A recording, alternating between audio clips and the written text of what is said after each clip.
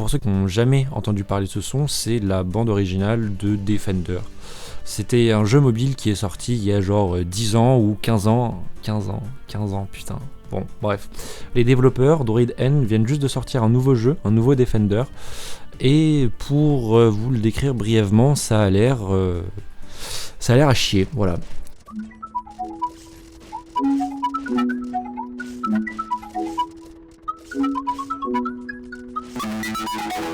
Cette annonce des développeurs m'a juste fait me remémorer de ce super jeu qui était sorti sur mobile. Personnellement, j'ai une petite préférence pour Defender 2.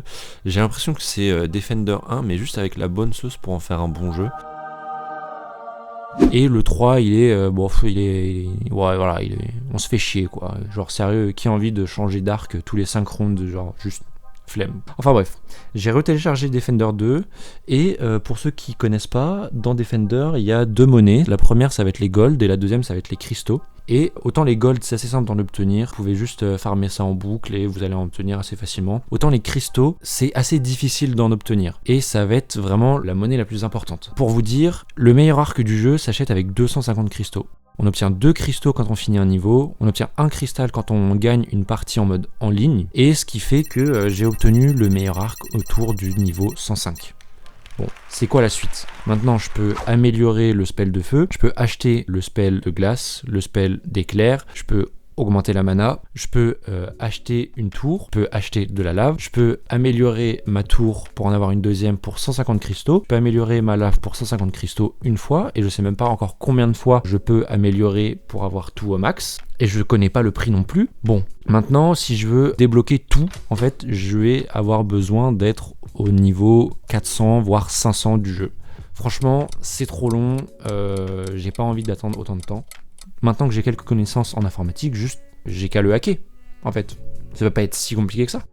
Donc, premièrement, qu'est-ce qu'on veut faire? On veut modifier le nombre de gold et de cristaux pour acheter n'importe quoi. Hein, j'en profite, si je peux modifier le nombre de cristaux, autant essayer de modifier aussi le nombre de gold. Pour ça, j'ai besoin de modifier la valeur dans le fichier du jeu pour la remplacer par une valeur que je vais mettre à moi. Et voilà, tada, ça peut pas être si compliqué, j'ai tout. Comment est-ce que j'ai fait? Premièrement, j'ai essayé de modifier les fichiers du jeu directement sur mon téléphone. J'ai cherché dans les dossiers, etc. un truc nommé Defender ou Droid End, le nom des développeurs, mais j'ai rien trouvé. À ce moment-là, j'ai compris que j'allais avoir besoin de plus d'accès. Ça allait être un petit peu plus tricky.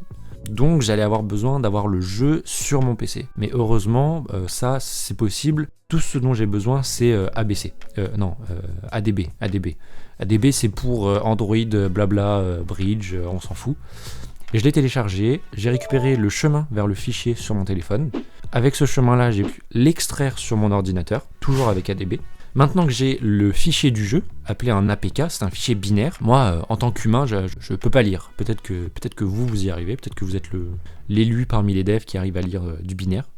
Enfin bref, je me retrouve avec cet APK illisible. Je vais avoir besoin du coup de le décompiler pour obtenir le code source du jeu. C'est obtenir en gros les lignes telles que elles ont été écrites par les développeurs au moment de créer le jeu.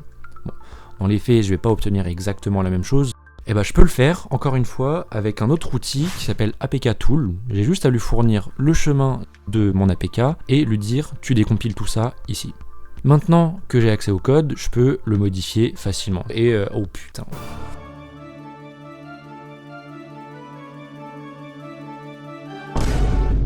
Ok. Laissez-moi 2 minutes.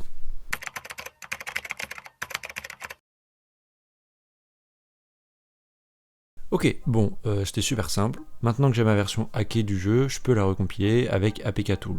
Pour ça, juste avant, je vais avoir besoin de signer mon app.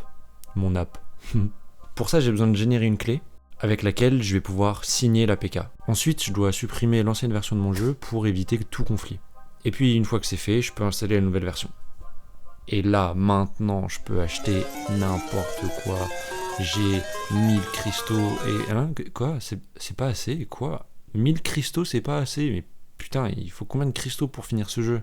Ok, bon, je remodifie le code, je modifie la valeur des cristaux, je recompile le jeu, je délète l'ancienne version, je réinstalle la nouvelle, et là, maintenant, ça y est, je peux tout acheter. Et maintenant, le moment que vous attendez tous, c'est de voir à quoi ça ressemble une fois qu'on a tout débloqué.